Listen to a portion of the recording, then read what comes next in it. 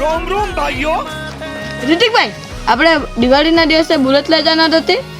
હા ભાઈ, દિવાળીનું બોનસ બી આવી ગયું છે એટલે પૈસા પડશે આપણા પર, એટલે બુલેટ લેવા આપણે જાય. હા ને? અચ્છા ચાલો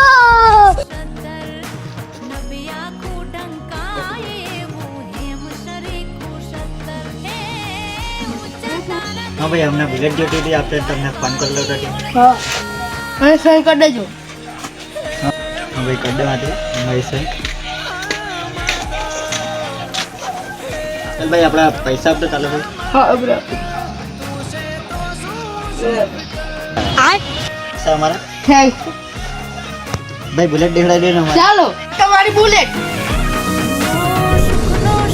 ये क्या है सिस्टम बाहर देंगे।